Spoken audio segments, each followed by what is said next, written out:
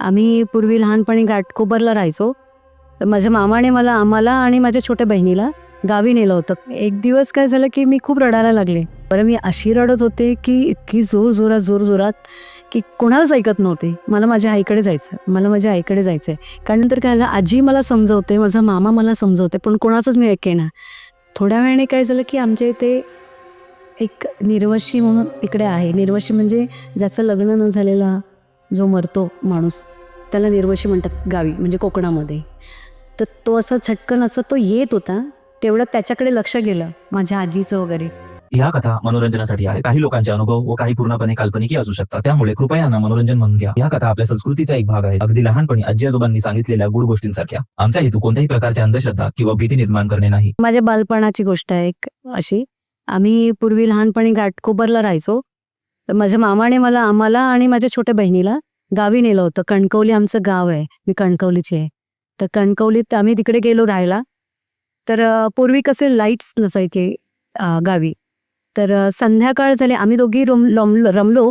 तर मी लहान होते, म्हणजे मी 8 वर्षाची, माझी बहीण 6 वर्षाची. तर आम्ही गावी गेलो होतो राहायला. दिवस कसाही जायचा छान, पण संध्याकाळ झाली की ते अंधार, लाईट्स नाही. ते रॉकेलची बत्ती, दिवे वगैरे असे लावायचे तिथे. तर संध्याकाळ झाली की मला माझ्या आईची आठवण यायची. एक दिवस काय झालं की मी खूप रडायला लागले. 2-3 दिवसच आम्ही राहिलो कसं तरी, आणि एक शनिवारचा दिवस होता तो. आणि मी संध्याकाळ झाली, एक 6:30-7 वाजत आले आणि माझं रडणं चालू झालं. बरं, मी अशी रडत होते की इतकी जोरजोरात की कोणालाच ऐकत नव्हते. मला माझ्या आईकडे जायचंय. कारण रात्र झाली की मला माझी आई हवी असायची. माझी बहीण माझे डोळे पुसते, पण तिचे हात मी झटकत होते की नाही, मला माझ्या आईकडे जायचं. आणि जोरात इतकी भयानक रडत होते मी. त्याच्यानंतर काय झालं, आजी मला समजवते, माझा मामा मला समजवते, पण कोणाचंच मी ऐकेना. थोड्या वेळाने काय झालं की आमच्या इथे एक निर्वशी म्हणून इकडे आहे. निर्वशी म्हणजे ज्याचं लग्न न झालेला जो मरतो माणूस, त्याला निर्वशी म्हणतात गावी, म्हणजे कोकणामध्ये. तर तो असा झटकन असं तो येत होता, तेवढं त्याच्याकडे लक्ष गेलं माझ्या आजीचं वगैरे. माझा मामा आणि एक माझा मधला मामा आणि एक सगळ्यात धाकटा मामा, ते दोघं दांडा घेऊन त्याच्या मागे धावत पळत गेले. म्हणजे तो, जर ते लोकांनी पळवलं नसतं त्याला, तो पळून गेला मग नंतर. आणि नाहीतर मग मला नेलं असतं किंवा माझ्या आजीला नेलं असतं. आणि हे आम्हाला नंतर कळालं की चुपचुप, आणि मामीने आमचं तोंड दाबून घराच्या आतमध्ये नेलं. नाहीतर मग आमचं काही खरं नव्हतं त्या दिवशी. एक तर मला नेलं असतं रडणारीला, किंवा माझी आजी होती समोर. माझी आजी मग खूप बडबड करायला लागली की एवढं काय आहे ते. नंतर कळलं की तो निर्वशी फिरतो तिकडे, अजूनही येतो, म्हणजे आजच्या डेटला पण तो येतो, पण तो कधीतरी येतो आणि काही लोकांनाच दिसतो तो. आणि असं तुम्ही आता बसलेले असाल ना, तुमची नजर गेली तर तुम्हाला पण दिसेल तो, की असं जाताना तो थोडासा लंगडतो. त्याला लंगड्या पण म्हणतात तिकडे, लंगड्या निर्वशी म्हणून. ही आहे ती गोष्ट गावची. की मला आता आठवलं की मला आता भीती वाटते की त्या दिवशी जर अजून मी रडले असते तर मला नेलं असतं त्याने. कारण तो कोणाला नेतोच तो, जर लक्ष नसेल कोणाचं तर. ते वेळेत मामाचं लक्ष गेलं म्हणून ते त्याच्या मागे पळाले. आणि गावची लोक घाबरत नाहीत, त्याच्यामुळे त्यांना ती सवय असते. तुम्ही जेव्हा किती वर्षाचे होता? मी 8 वर्षाची होते. 8 वर्षाचीच होते.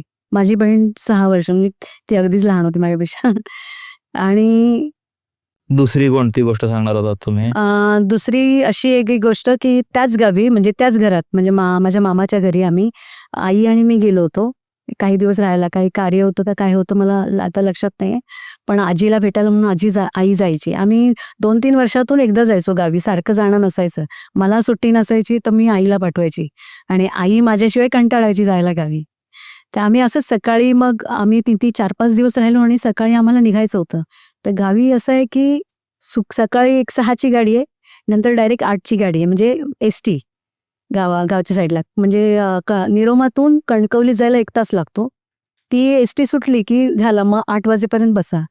आणि आपल्या कणकवलीतून मग ट्रेन सकाळच्या असतात, मग ते त्याच्यानंतर मग पॅसेंजर वगैरे ती असते. त्यासाठी आम्ही सकाळी लवकर उठलो, एक 4:30-5ला उठलो. माझी मामी आहे सगळ्यात लहान धाकटी. तर पूर्वी चुलीवरच जेवण बनवायचे सगळे. तर जिथे चूल होती ना, त्याच्यावरती एक छोटीशी खिडकी आहे. मामी माझ्या आंबोळ्या बनवत होती, आम्हाला आंबोळी चटणी वाटेत खायला वगैरे देण्यासाठी आम्ही या समोरच्या रूममध्ये म्हणजे तिच्या अगदी समोरच्या रूममध्ये आम्ही तयारी करत होतो सकाळची निघण्याची आणि माझ्याही चहा काहीतरी घेत होती.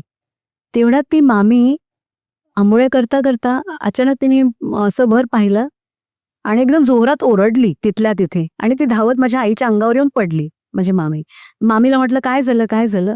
ती म्हणाली खिडकीतून कोणीतरी असं डोळे वर करून मोठे करून बघतोय. म्हणजे 2 मोठे डोळे तिला दिसले खिडकीतून तिच्याकडे बघतायत असे. माझा मामा जोरातच, आता गावची माणसांच्या तोंडामध्ये शिव्या खूप असतात, माझा मामा जास्त शिव्या देतो जरा, तर तो धावतच बाहेर गेला. पाठीमागे तो बिंदास गेला बघायला की कोण आहे आणि त्यांनी शिव्या घालायला सुरुवात केली. ह्या मामीचं काही रडणं चालून बंदच होत नव्हतं. इतकी जोरात बोंबटत आली ना की मला पण जाऊन बघायची हिंमत नव्हती. मला जायचं होतं पण माझी आई मला थांबवत होती की तू जाऊ नको. मला बघायचं होतं की काय आहे तिला दिसलं. मग तिला अक्षरशः मोठे असे डोळे, ती नंतर सांगत होती की एवढे मोठे डोळे माझ्याकडे बघत होते, तर मग आता मला ते घेऊनच जाणार आहे. असं ते एक थरारक गोष्ट होती. मग मी पण खूप घाबरले होते, आई पण खूप घाबरली. आम्ही त्या दिवशी मी विचार केला की इकडे यायचं नाही परत. असं वाटलं होतं की ते त्याच घरात आणि आम्ही दरवेळी जातो. आता आम्ही जास्त जात नाही. आता काही प्रॉब्लेम झाला गावी किंवा कोणी गेलं तरच आम्ही गावी जातो, एरवी आम्ही जात नाही. आई गेल्यापासून आई 2014ला गेली माझी, आपल्या 2017 तेव्हा ती आजारी होती, ती त्या दिवसात गेली. तेव्हापासून मग आमचं जाणं नसतंच. ते आपले आई वडील असेपर्यंत आपलं काहीतरी चालतं, त्याच्यानंतर ते माणसांचं कळतं ना की आपलं किती किंमत आहे आपल्याला. त्यामुळे मी आता गावी जास्त जाते. कधी